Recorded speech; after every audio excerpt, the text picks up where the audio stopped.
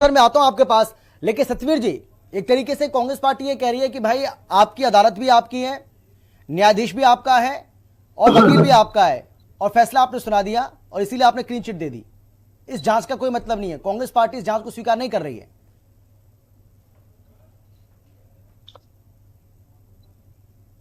अमित जी, सत्यम शिवम सुंदरम जी, इससे स्पष्ट हो गया होगा कि कांग्रेस की क्या कार्य प्रणाली है। और मैं ये भी बताना आज बहुत ही पावन दिन है, प्रकृति उपासना और अखंड सौभाग्य का करवा चौथ का दिन है। आपके चैनल के माध्यम से सभी नारी शक्ति को इस अखंड सौभाग्य और करवा चौथ की बहुत बहुत हार्दिक बधाई और शुभकामनाएं। जी आपको भी। और मैं स्पष्ट कर दूं अमित जी, भारत क्या है और क्या केदारनाथ है। सनातन अनादि काल से भारत की पहचान रही है। मंदिरों में गूंजती घंटियां, प्रार्थना के स्वर, आस्था के पवित्र स्थल और ईश्वर में अटूट जो विश्वास है, ये भारत का मूल स्वरूप है।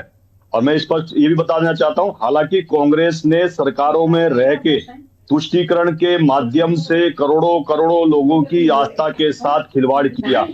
और ये भी बताना चाहता हूं आपको मैं, 2014 में जब आदरणीय प्रधानमंत्री मोदी जी देश की बागडोर संभालते हैं, तब सनातन का पुनर्जागरण का दौर शुरू होता है।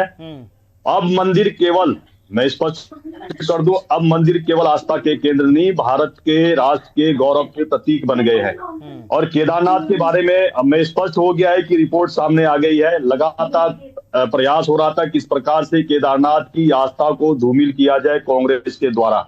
और यही नहीं, इन्होंने जब चुनाव में जिस प्रकार से राजनीतिक लाभ लेने के लिए किस प्रकार के हथकंडे अपनाए, वो सभी ने देखा है। मीडिया कवरेज से लेके प्रिंट मीडिया तक वो सभी ने देखा है। और तमाम ऐसे, और जब मैं आपको ये बता देता हूं सोने के विषय के बारे में, जहां तक बता देना चाहता हूं, भारत एक कालखंड में भारत को सोने की चिड़िया कहा जाता था। यहाँ पर अगर मुगल आए तो यहाँ के सोने पर डाका डाला, यहाँ पर अंग्रेज जाए तो यहाँ उन्होंने भी यहाँ पर सोने पे डाका डाला। और 1947 के बाद जब कांग्रेस आई तो उन्होंने भी इसी को सोने की चिड़िया बनाने का काम किया। और स्पष्ट रूप से मैं बता देना चाहता हूँ, हमारे कालखंड में चाहे केदारनाथ, भाई एक सेकंड मैं आ जाऊँ, गणेश गोदियाल के विषय पे भी आ रहा हूँ। अमित जी बोलिए, आप बोलिए सर, बोलिए आप। अमित जी, आपका प्रश्न नहीं आया है। हाँ नहीं कुछ मेरा फ्रेम अच्छा चलिए ठीक है, हो गया है। मैं आपसे ये कह रहा था, मैं सर ये कह रहा था, फ्रेम आपको बहुत देर से फ्रीज है लेकिन आवाज आपकी अच्छी आ रही है।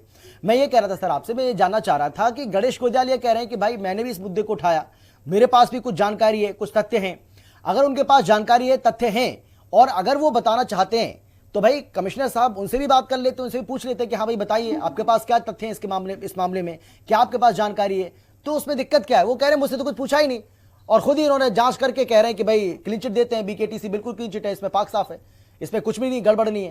ये झूठ बोल रहे हैं, ये झूठ जो आरोप है वो अमित जी, भ्रष्टाचारी रूपी अगर गणेश गोदियाल इतने पाक साफ है तो इतने वर्षों से ये चिल्ला रहे हैं, क्या एक बार उनका नैतिक दायित्व नहीं बनता है कि जहां पर जांच हो रही है वहां पर जाके इनपुट दे? भारत के अंदर अदालतें हैं, कचहरी है, कोर्ट है, वहां जाके नहीं दे सकते?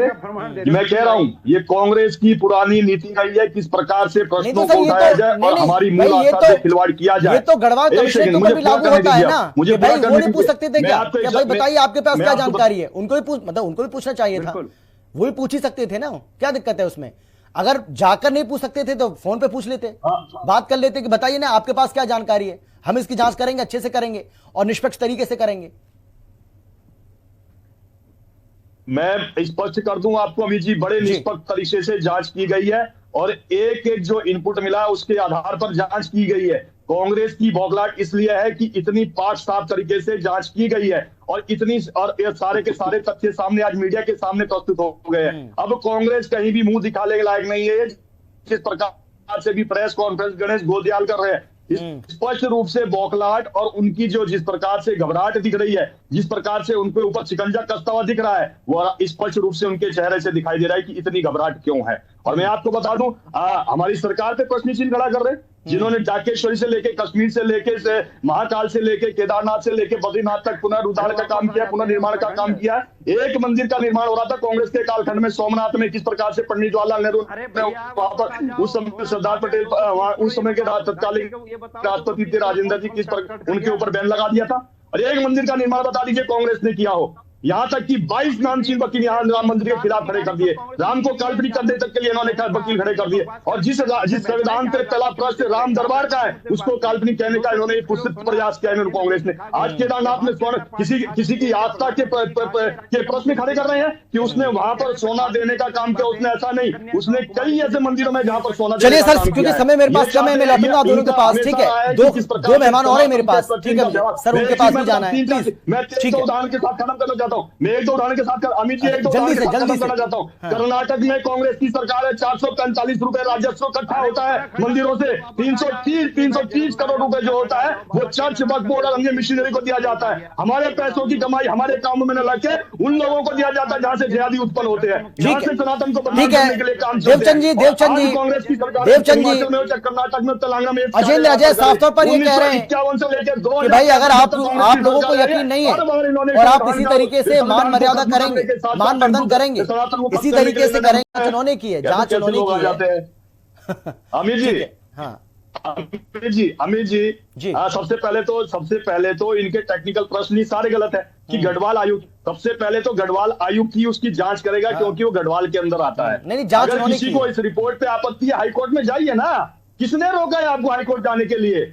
चाहे देवचंद उत्तराखंडी हो, चाहे राजेश चमोली हो, कौन बाध्य कर रहा है आपको कि हाईकोर्ट में ना जाइए? अरे सुप्रीम कोर्ट तक जाइए, किसने आपको रोका है? ये रिपोर्ट हम खारिज करते हैं कि ये सत्य पे आधारित रिपोर्ट नहीं, जाइए ना हाईकोर्ट से, उस पे चुनौती है आप सबको, क्यों नहीं चुनौती स्वीकार करते हो? केवल और केवल यहाँ पर मीडिया में आने के लिए। चलिए ठीक है, समय आगे बढ़ रहा है, समय बहुत कम है। ये उत्तराखंड की, चलिए मैं आऊंगा आप तीनों के पास में, लौटूंगा समय बचेगा तो। रविन्द्रनाथ जी को चर्चा में शामिल कर लेते हैं सर।